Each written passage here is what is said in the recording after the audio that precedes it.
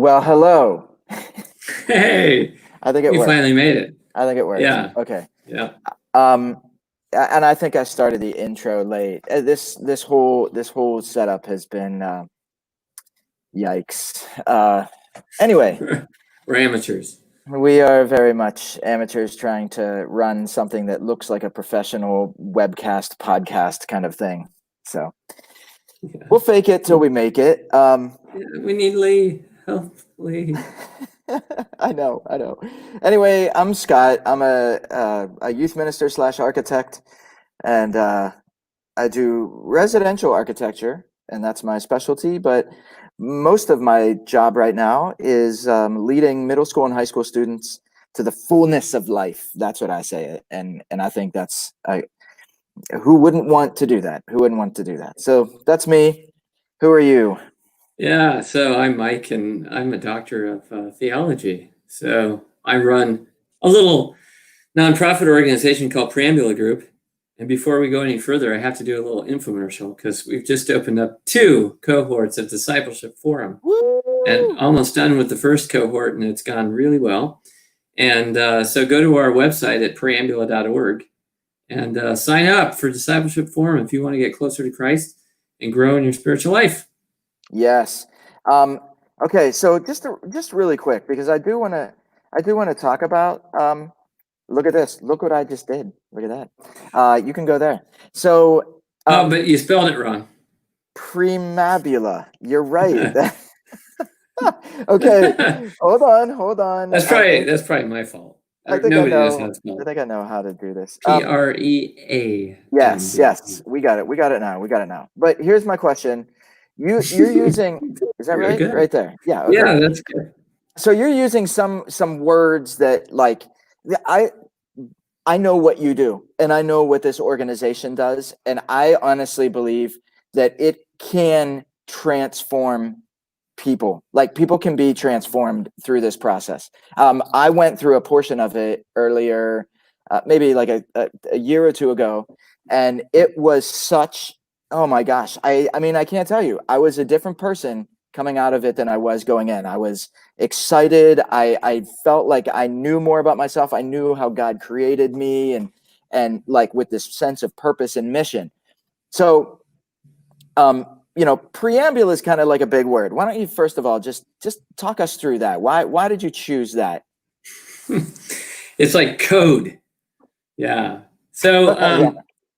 yeah, it originates from a Latin term, preambula fidei, which means preambles of the faith. And Okay. preambles, probably the easiest metaphor is to think of preambles like seeds that are not germinated.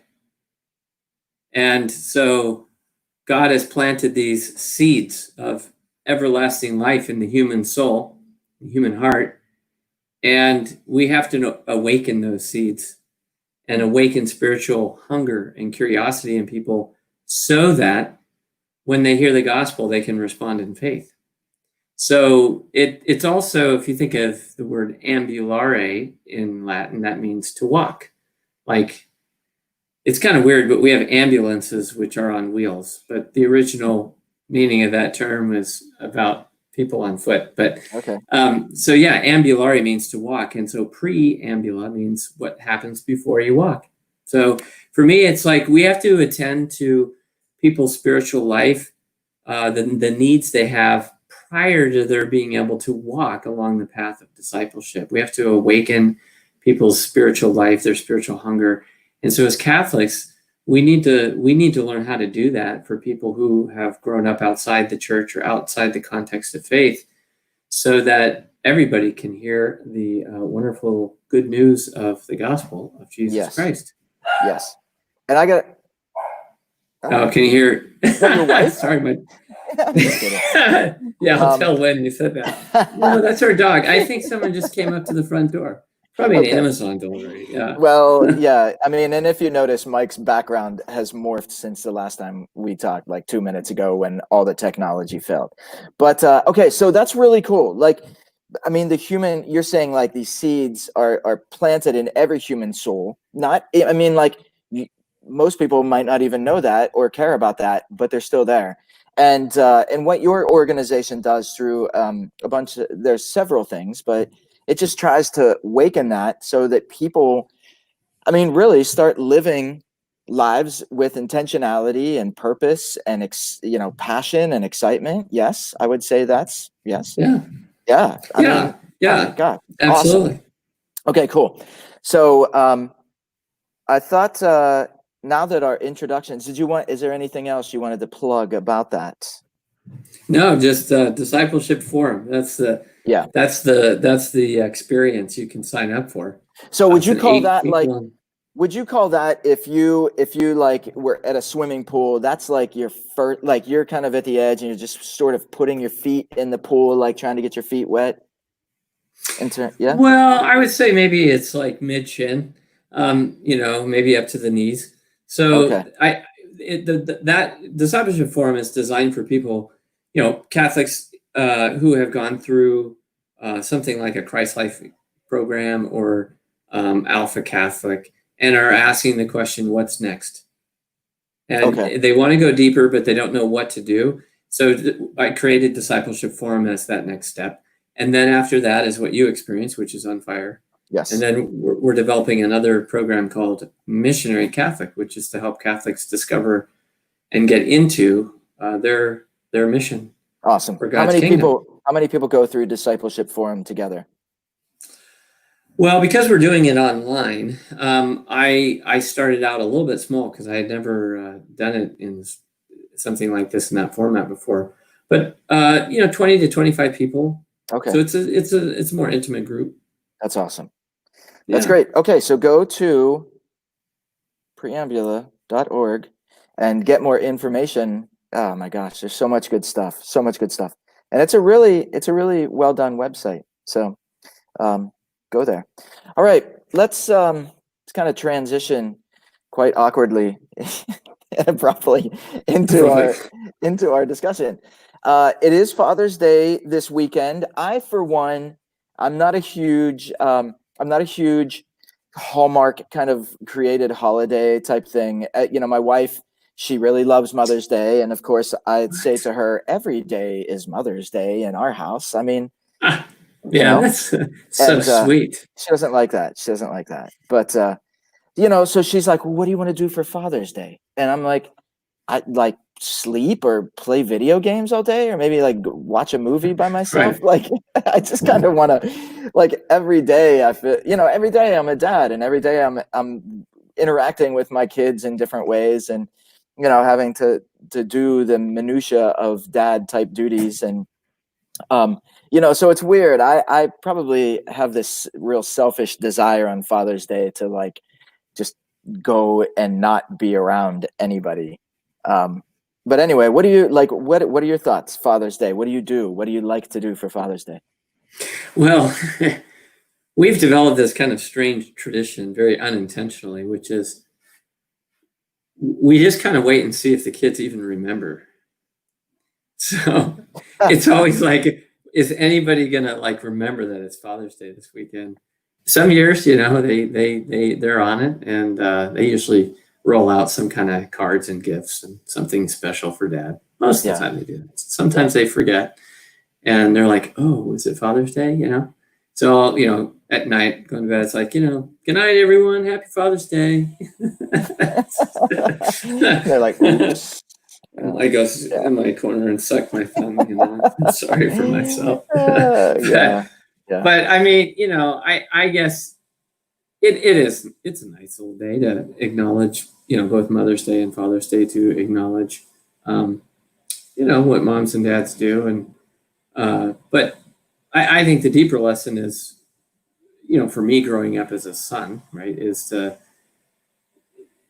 am I really grateful for what my mom and my dad did for me? And how often do I communicate that to them? My mom's passed now, but my dad, how much do I reflect on all that I received and all I'm able to do in this life because of what they gave me? Yeah. So that's kind of what it means for me. I still think of it much more in terms of my relationship to my dad than my kids' relationship to me. Yeah. That's awesome, man. I mean, I guess what I'm saying is sort of true, but it does. listen, it's no secret to anybody. It shouldn't be a secret to anybody that, some people will call it a crisis. We have a crisis of kind of fatherhood in our society, in our culture, where, oh my gosh, I mean, I could rattle off to you statistic after statistic that talks about the lack of the increasing lack of fathers present in families, and that means different things. Like, it could be where a father has never been a part of the family, or it could be where a father works so much that they're, for all intents and purposes, they're absent from the family. So I mean, there's different degrees of fatherlessness, but I thought maybe what we would talk about today is like, do fathers matter? Do they make a difference? And maybe we can both share our perspectives on that. So, it'd be good to tell sort of about our fathers and maybe what we gleaned as important from our fathers. My dad comes from a pretty large family. They were a dairy farming family, and they have been for like 4 generations. I mean, my dad's side of the family has been in Western Pennsylvania since, I don't know, the early 1800s. And so that's just always been like kind of that mentality of hardworking. You get up, you get up at the crack of dawn, and you work your tail off until the end of the day. German? Are you German? Yeah, quite German, man. And but right, so my dad is just, he's a very, very, very patient guy. Like, my mom, I love her. She knows that I love her. Mom, you know this, but she's very fiery. Like, my mom is always the devil's advocate and likes to, if something seems so obvious, she'll be like, well, I don't know, maybe it's not like that. And she just loves to stir the pot, and that's probably where I get my questioning nature from. But my dad was always a relatively patient guy. He was very patient with my mom. He was, and he just worked. He worked really hard. And there were moments whenever my dad may have been working so much that he wasn't always in the home. But when he came back, he would always wrestle with us. Or if there were house projects that had to be done, if we had to weed the garden, he'd be right there with us, like, doing these things. And so, I think the biggest lessons that I loved about my dad was the importance of working hard and patience. Like, those are the 2 things that I could not have gotten if my dad we're not present, wasn't there. Did you get the working hard part though? I think it was working hard. He was, yeah. Did that pass on to you? Yeah. Oh, stop it. What are you talking about? I'm just giving you a hard time. Pulling your leg. Well, gosh, if I talk about my dad, he's probably going to watch this video and he's going to get all choked up, and start talking about it. But that's great. But a tribute to our dads. Yeah, I mean, my dad grew up in he was the only child. And I think one of the things that's been a blessing for me is that my dad had a wonderful relationship with his dad. And it kind of runs in the family. It's like we have generation after generation of really good dads and dad relationships. And it's interesting, early on in my younger years, when I was kind of like thinking about what I wanted to do when I grew up, all I thought about was, having a family and getting married and having children. And there was a point when I sort of thought about priesthood. And I remember I had this moment where I realized it's like, I kind of have a responsibility, because the world today, there is a crisis of fatherhood for sure. And a lot of families do not grow up with a presence of a father or a loving father or whatever. And that's very hard. But I did. And therefore I felt like I had something I had to hand on. I had to pass it on. And I know it sounds kind of weird to say this, and I wouldn't extrapolate this in any universal way, but I ended up then having 3 sons. So I kind of felt confirmed and validated in that choice that, I have 3 sons that I can invest in, who will, God willing, hopefully become dads themselves and continue the tradition. So, And the other thing I would say is, when I think about my own dad, I have a very, very strong and very, very strong relationship to the Father in heaven, our Heavenly Father, as that person of the Trinity. And I know a lot of people that don't. And I think that's a direct correlation to the relationship I had with my dad. My dad really was the image of the Father for me. There were lots of things that he was more the fiery one. I just have to say that. My mom was kind of calm and unflustered by just about. I mean, it was hard to get her feathers ruffled. She was just kind of calm and stoic. And my dad, more French-blooded, passionate. But the thing is that there was it's never a question of whether my dad loved us, and there were things. I mean, there are certain things that he modeled for me that I cherish, more and more as every year goes on. One is that he just really always put his family first. His job was never first. He had his own business for many years, all the years I was growing up, and he was always home for dinner. I mean, he could have been a workaholic. He could have done more to make more. That just wasn't important to him. He made enough to provide a decent living for our family, and then stopped. He just, he didn't work all the time, and so it's funny. I've been the same way. It's like I don't care how much I have to do, I just stop, and I try to be home with the family. And then my dad was also just wonderful at passing on wisdom. He spent a lot of time sort of trying to explain. He was kind of like I always call him a sidewalk philosopher. He always loved to sit and sort of muse about the deeper things of life and the world and people and history and politics and whatever. And, so he shared and imparted just a tremendous amount of wisdom. So those are kind of the things that really stand out for me. Yeah. And so much of what you're saying about your dad is similar to my dad. My dad kind of jokes that he barely even made it through high school.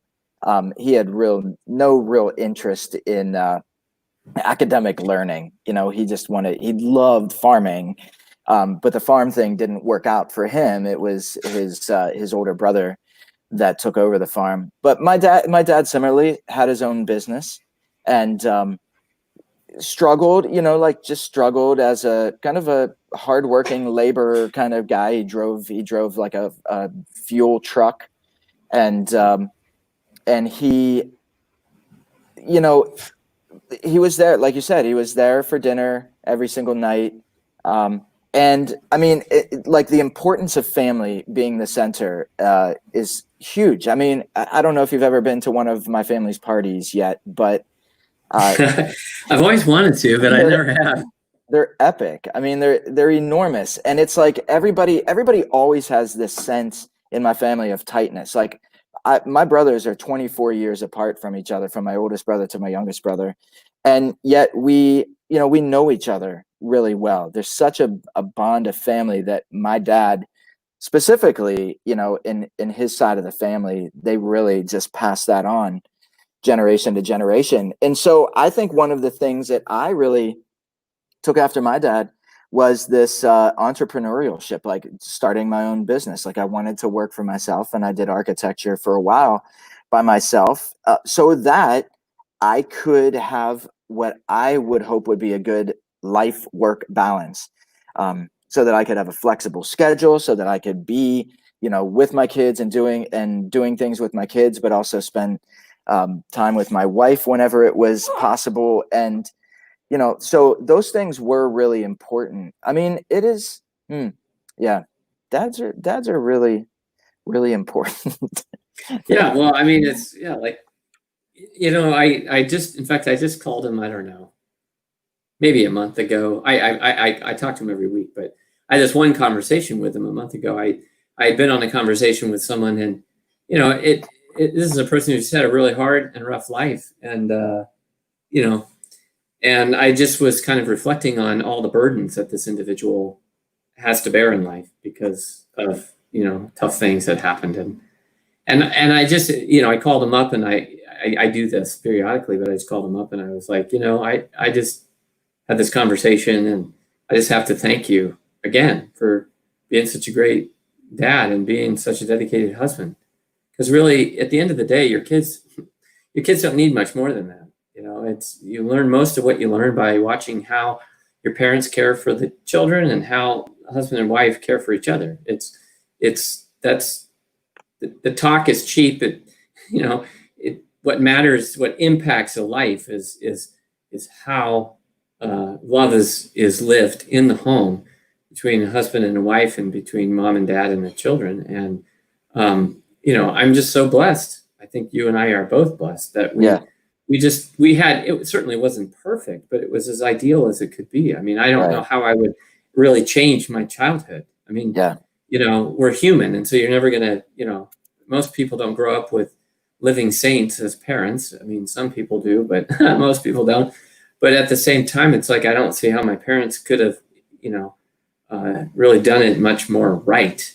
You Right. know, you know, and I look at myself and yeah, I make mistakes and I screw up too. But I mean, I think both you and I know that, you know, our families are very important. Our wives are very important. And, you know, it just goes without saying that the best life is the life lived in dedication and service to our own families.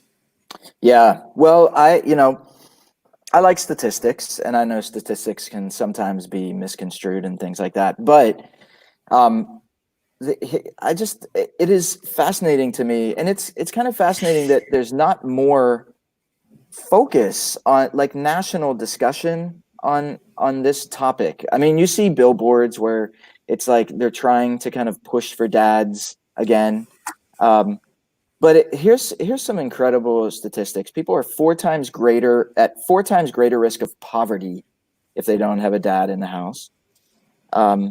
7 times more likely, girls are 7 times more likely to become pregnant as a teen if they're from a family where a father is absent.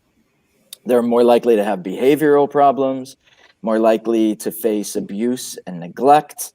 They're more likely to abuse drugs and alcohol, more likely to go to prison, more likely to commit crime, 2 times more like, I mean, like it just keeps going on and on and on. Like there is an amazing amount of statistical data out there that proves just how important fathers are in a family. And then I was also reading, you know, and these go beyond like racial or ethnic statistics. It's like across the board. It doesn't matter. Like, and I know that I think I read somewhere like 20 something like 22% of white families don't have a father, 30% of Latino families don't have a father, 50 to 70% of African American families don't have a father. And you know, I just I don't know how do you convey the importance of fatherhood effectively? Like where did we mess up?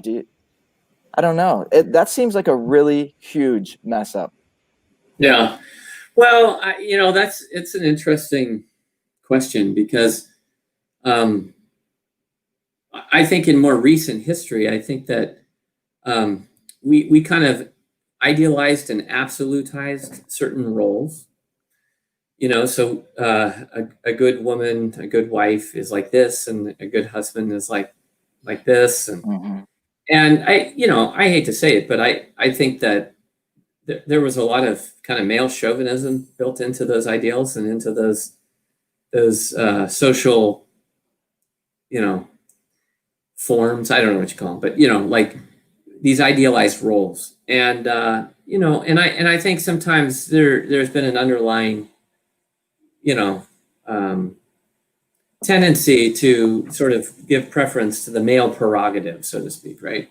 So, you know, I think in more recent history, you know, with the rise of feminism and things like that, I think that there's been kind of a pushback against that. But the pushback's been it's been so sweeping. It's like throwing the baby out with the bathwater. So it's like, yeah, I mean, we should originally try to get rid of chauvinism and or you know some of those unredeemed sides of masculinity, but you can't create a society without masculinity, without men, with manly men who know how to be you know real fathers, true lovers, dedicated, loyal, and all of those, those are still good ideals to hold up, that we need good, strong, solid, morally upright men who know how to take a hit for their loved ones, and know how to sacrifice and do things like this. So I think it's sort of like we're subject to kind of like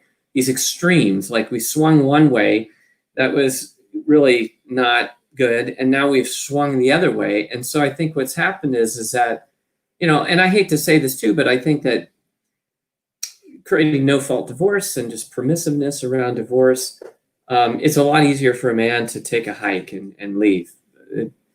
By nature, a woman is going to stay more connected to the children, and we just know statistically and historically, guys are good at walking away, and the only thing that teaches a guy not to do that is having a father who doesn't do that, right? That's, it's a man has to really bind himself to his wife and his children, and you have to see that modeled in a father who shows you. And I find as a father with my daughters, I try to model this on my daughter Brielle. I try to model this, that it's you've got to have a sense of what a good man is, who's going to really take good care of you, and protect you. And I know some people will be offended by that, but it is guys that are not going to try to take advantage of you. That's the point. Right. So these men who will love you, serve you, who will do their best to protect you and provide for you, and allow you to thrive and flourish. And that's rather than take advantage of you, use you, discard you, this kind of thing. So I think it's a complicated history, and I think fathers have gotten a bad rap, and we're at a time when we need to do more than ever. We need to restore a healthy masculinity and strong image of fatherhood.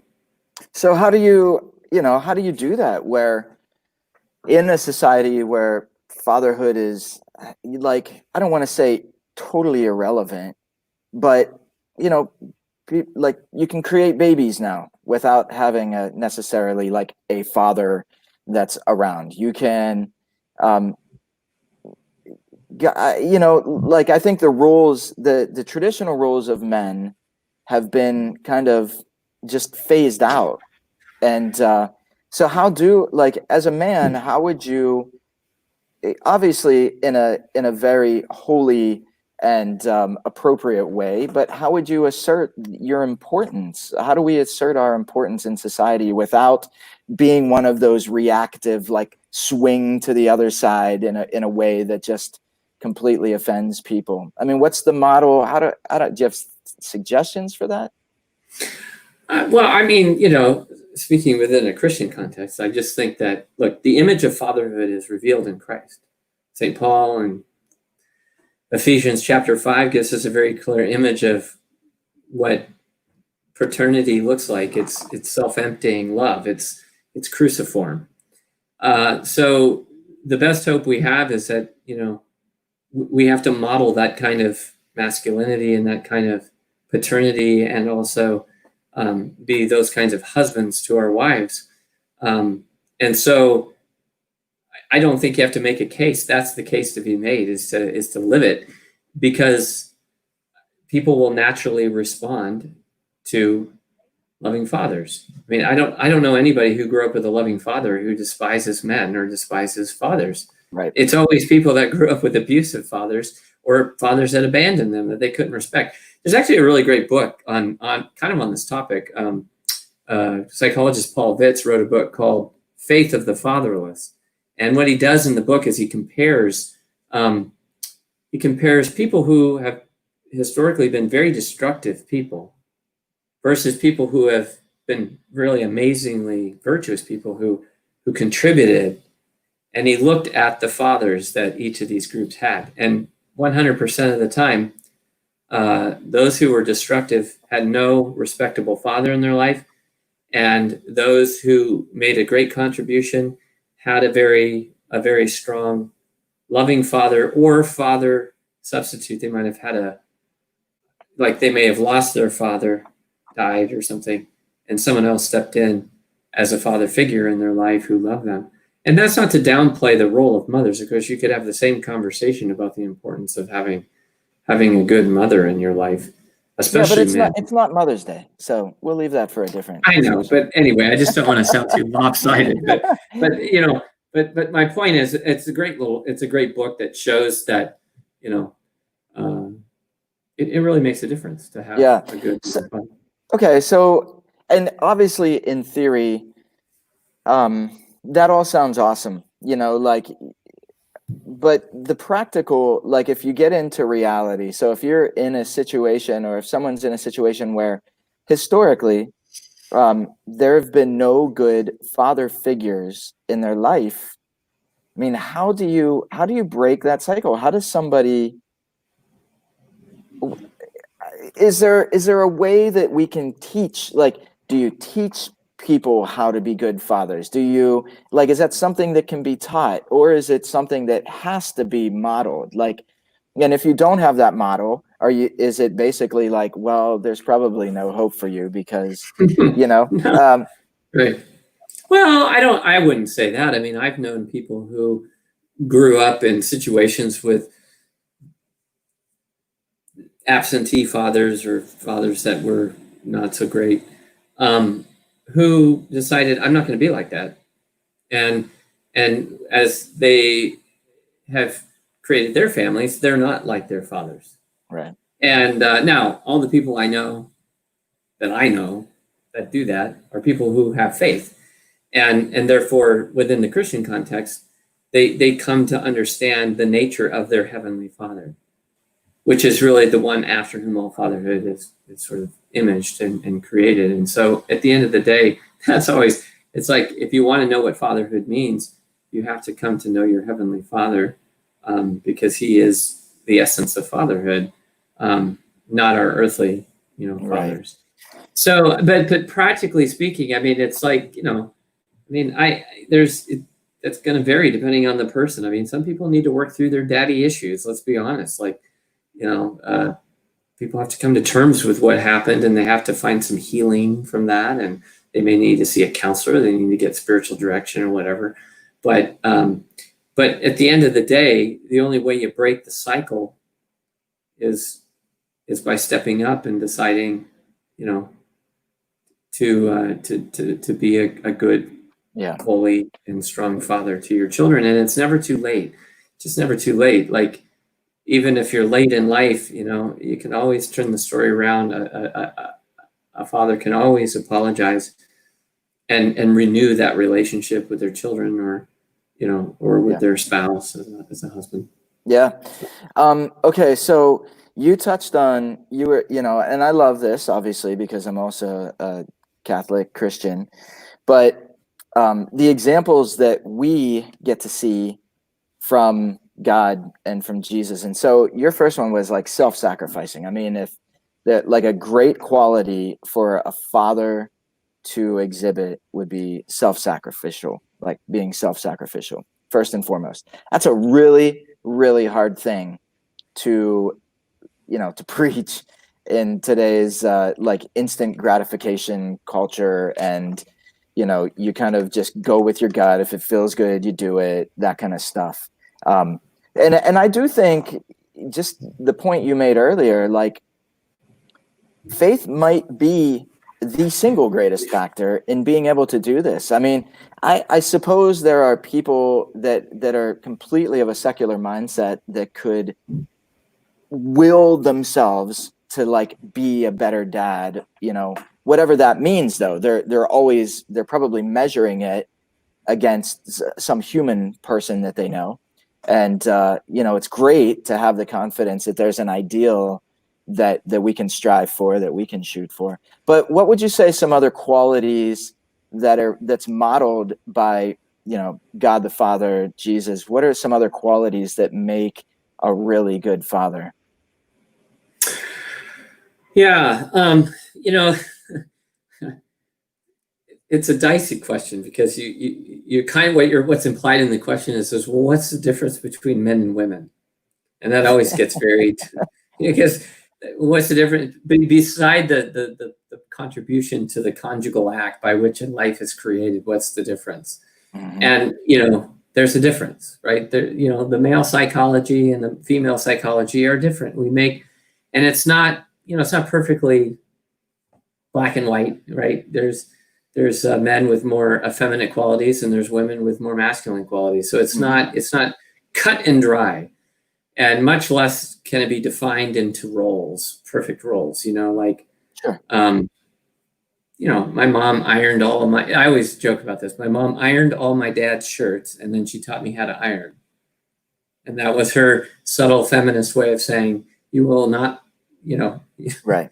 She was happy to iron my dad's shirts. Like, she didn't have an issue with it, but she's like, "You're my son, and you're going to learn how to iron a shirt because the times are changing, right?" You know what I mean? It's like you don't go into life with an expectation that the woman of your life is going to iron your shirts. Well, because I think the danger of that might be that somebody takes that to be like, oh, somebody is subservient to them, and that's not the case. Right. Like, so I think what your mom is modeling for you is that as a dad, like you gotta serve yourself. Like you can't just always be wanting to be served. Yeah. By My point is that there's no hard and fast rules about Sure. roles. Men do this, women do that.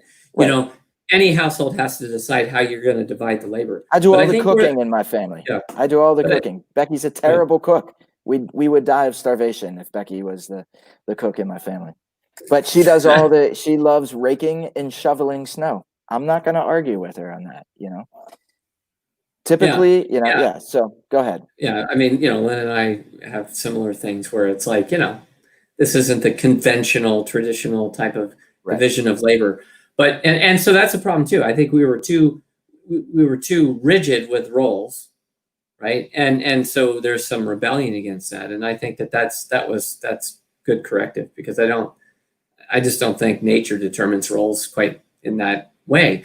So it's more a question of the psychology of it. So testosterone and estrogen are different, and they allow the brain to operate in different ways. And so men and women they see the world differently.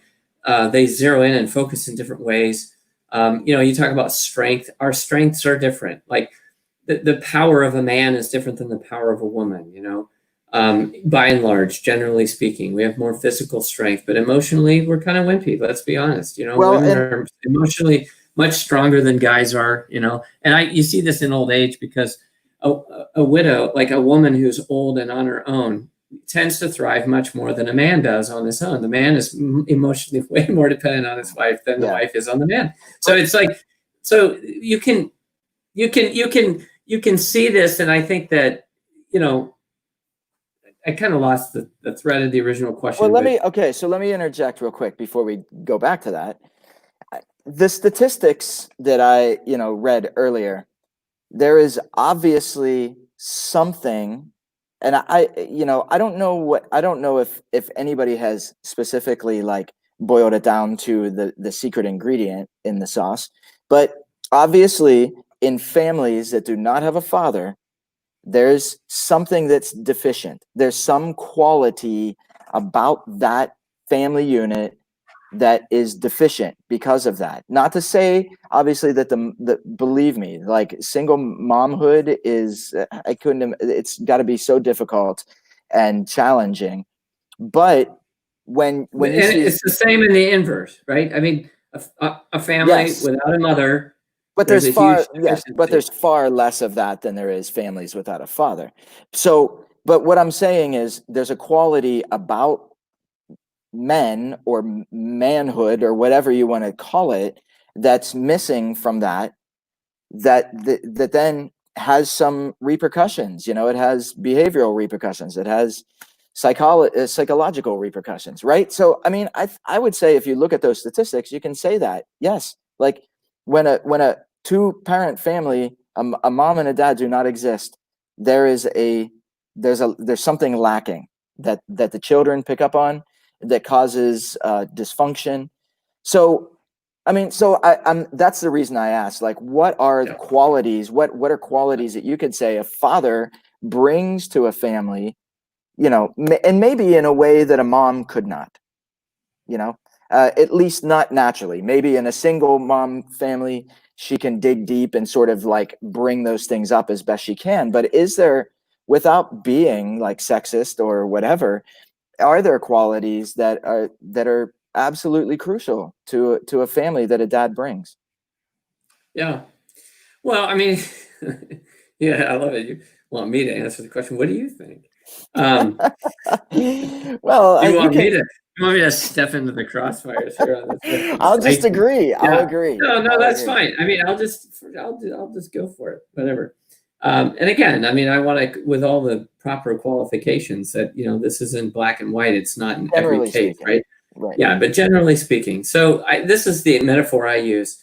When you have a man and woman living in a home, the guy is much more concerned about the house, and the woman is much more concerned about the house being a home. So there's a difference. I'm worried about there's a leaky pipe, or there's there's a tree off of the side of the yard that could blow over in the wind and crash into the children's bedroom. Oh, there's oil leaking on the car.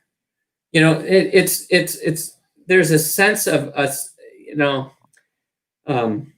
we want things to be sound and well and structured and safe and reliable and dependable, and and so on and so forth. And so there's much more of a kind of a you call it sort of a mechanical concern, or and I think women are much more concerned with the psychological. They're much more concerned with, in general, with the quality of the relationships, how people are getting along, the atmosphere of the home. Now, again, I know exceptions to that rule, so it's not Sure. it's not absolute, but generally speaking, I think that's the nature of the difference in that respect. I also think that we tackle morality differently. So I think women have a strong sense of the relational dimension of morality, and guys are much more about protect. As I'm raising my children, I'm worried about the dangers of the world and how to protect them. So I'm always giving instructions to my kids: be careful of this. You got to watch out for that, and and I see that very commonly. It's just a different perspective. We both have moral perspective, but it's complementary. It's different. Guys just look at the world differently than women do, and we process the world differently than men do. And I always say it's the difference between testosterone and estrogen. And it's like, I think, it's hard to describe the difference, but the difference when you see it. It's like, you see little kids, like boys just turn everything into a gun and want to shoot and aim things. It's just a purely mechanical relationship to the world. It's like they want to control, overpower. It's like everything's a tool, everything's a device that can be manipulated. Girls turn everything into a relationship, so the girl will have the two guns talking to each other. The boy will turn the two dolls into guns. And you don't teach that. They just do it. And anybody who says that's social conditioning, it happens long before they've been socially conditioned to be able to know the difference. And so those are just examples, anecdotes that I give that show that that there's a difference. So let me jump in.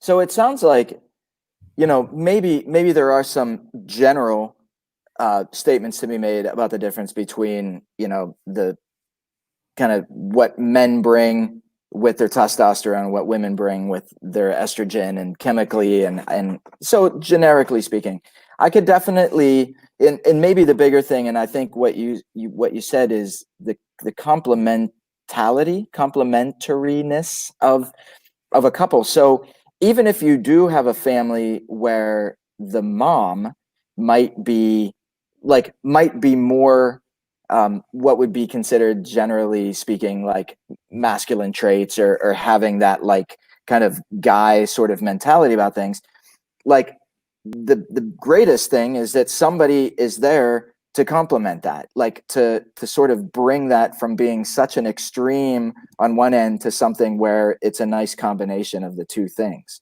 And I can look at my wife, and my wife, she's a total jock. She went to college on a basketball scholarship. And she loves physical kind of like action, sports, all that stuff. I do too, but I'm not as good at it, and so I'm more of like the artsy kind of person, the big idea. Like I do the cooking because I just love the creation of things. And but there's a very beautiful complementariness between, what is the word? Complementarity? Complementarity, yeah. Okay. And that's probably the more important thing, and I think that's probably the thing that in a fatherless home that's missing. There's whether the guy is like the dudiest dude ever, or whether he's more of a gentle kind of giant type person, like there it's probably that there's something that the other end of that spectrum, because he's not there, is missing. And the children, I think, so they don't get the whole spectrum of what a relationship and a family should be like. Yeah, I mean, it's this is a very complex thing. Like, let's just be honest, because Isn't everything?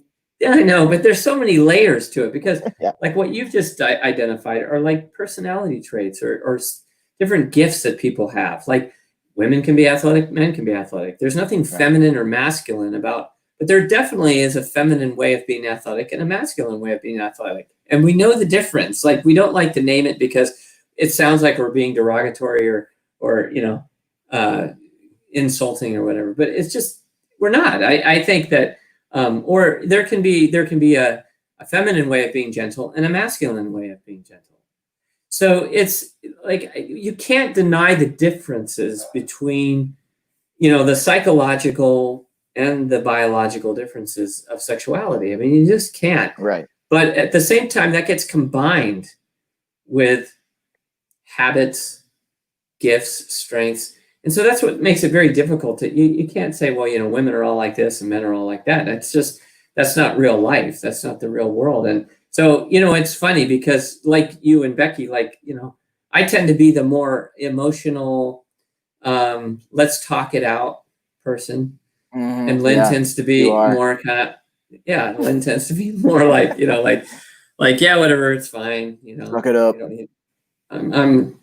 Like she just gets back to work, and you know what I mean? Like, Yeah. and so I laugh sometimes. It's like, sometimes I feel like this is all backwards, but the bottom line is that, she's still very much a woman and I'm still very much a man. And there is definitely, there's a difference and a complementarity in that goes along with all of the complements that surround our gifts and our personality, which are not gender specific. I mean, all the personality types can be found both in men and women. So it's complicated. And I think that, the other thing too, that I think is a really important point to make, and Jennifer Roback Morris makes this, she's like a philosopher and an economist, and she's written some really interesting books. And one argument she makes is it just takes two people to run a household. No matter how you divide the labor, it's just way harder for one person to raise a family because of all the different things that have to be done to have a stable, healthy household. And so, sexual differences aside, single parents, but the absence of fatherhood, I mean, you could imagine a scenario where there's single fathers and mothers are gone, for whatever reason. I think that would be just as dysfunctional and broken of a situation. It's just not the reality that we're dealing with right now. Sure. And there's a whole lot of sociological and historical reasons why men are absent from their homes right now. I don't know if that's always been the case. Maybe it has. I've never really looked into that. But yeah. So. Well, I think that it's so hard. It's what do I want to say? I'm trying to like sum up a billion thoughts in my head, but I know people who almost made the conscious choice to be single parents, and and I love them, and I think their kids are beautiful, but there's always this little bit in my heart that's like I just I kind of hurt for your kid. Like your kid is missing a pretty important component. And I have no idea how you would broach that subject without sounding like a total jerk. But I do. Obviously statistics are showing that you're kind of behind an 8 ball if you put yourself in that situation. Not you personally so much, but your child is a little bit behind an 8 ball. So but obviously that doesn't. There's situations where you do not want to stay with the person that you maybe initially thought you wanted to stay with if you're in danger. I mean, like there's obvious conditions where that's not going to work, and you have to make the best of the situation. And I think maybe that's where positive male role models should step in that person's community of relationships, like if it's a friend or if it's the uncle or if it's a cousin or, rather than just kind of isolating yourself and trying to do it all on your own, but really opening yourself up to that other, that complementary side of things, even if you're not married to that person. So. Yeah, I mean, I'm sort of tracking with what you're saying. I'm not sure I completely follow that, all over the but I would say this. I mean, oftentimes the natural law shows up in funny places, and I think that if any person is honest with themselves, they say, well, what would be the ideal, perfectly happy familial situation? And it's going to be that I have a mom and a dad who really love each other and really love their kids. I can't imagine a scenario that's actually better than that would substitute for it and be even better than that.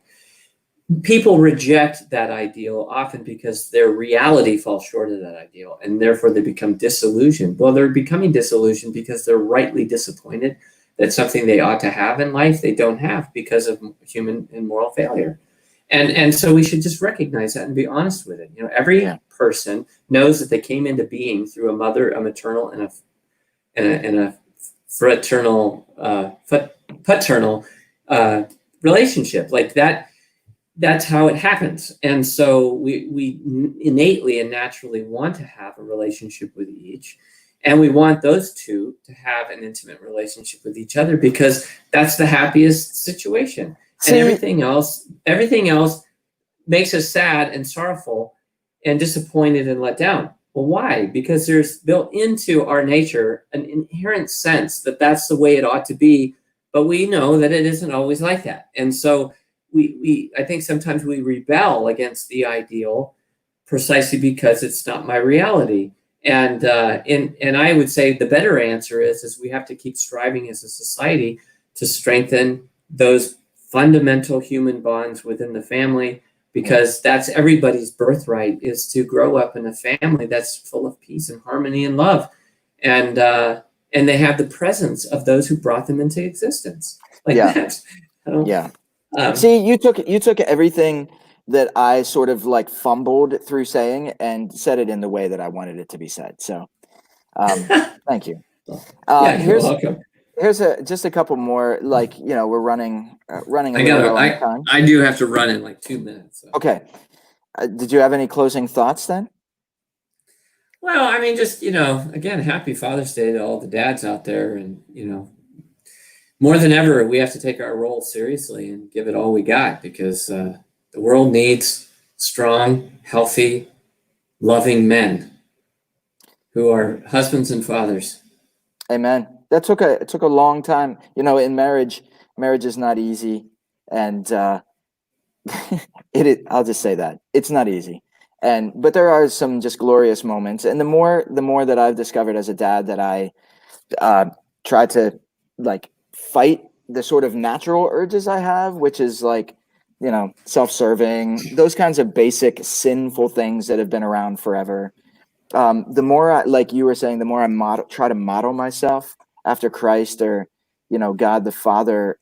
I just feel like everything, like all the pieces just come together in a much more harmonious and beautiful way. Like but it takes work, and it takes dedication and perseverance. And Yeah, and prayer. I mean, we have to yeah, pray. You yeah, know, a lot of times I have found that I'm a better father and husband when I just pray for my wife and my children yeah. than try to figure out how I'm going to solve every problem.